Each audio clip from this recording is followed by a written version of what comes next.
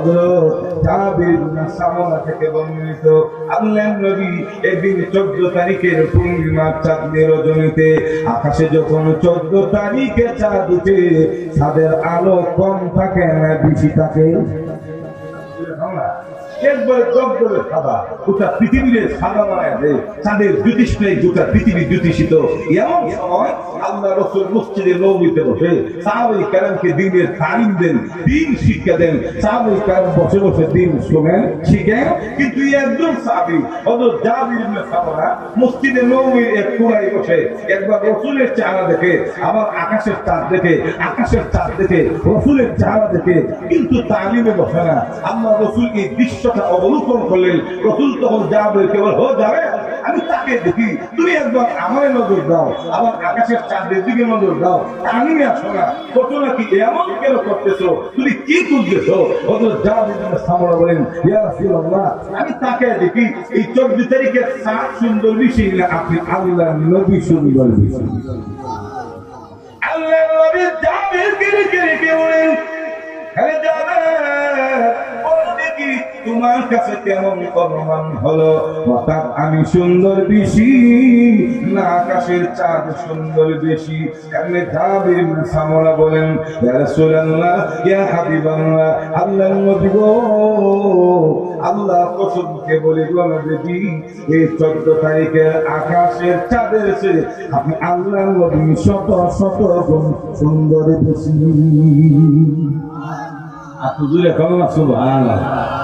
তাহলে আমাদের রাসূল শুধু সুন্দর না সবচেয়ে বেশি সুন্দর আমাদের রাসূল শুধু সেরা না সবথেকে সবার চেয়ে সেরা বলে বলেন ঠিক না সৃষ্টির সেরা তুমি এবং কেন রত্ন তুমি যে মদিনার বলবো হে রাসূল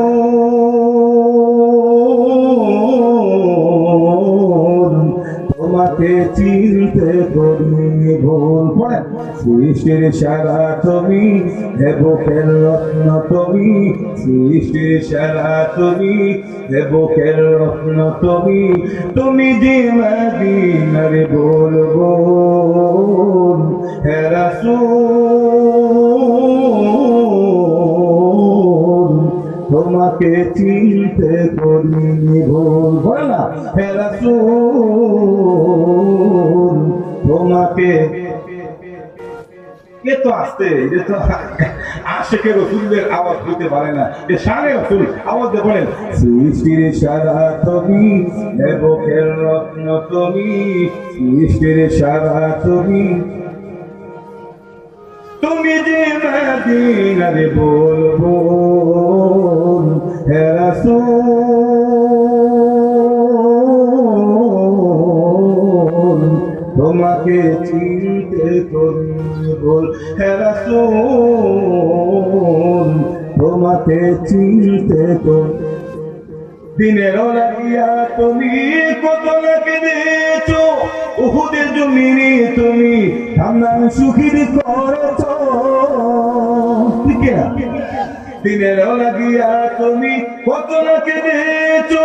উহুদের জমিনে তুমি ঠান্ডার সুখীর করেছ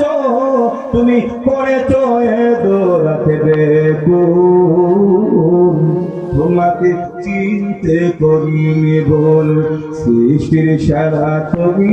হে বুকের রত্ন তুমি সৃষ্টির সেরা তুমি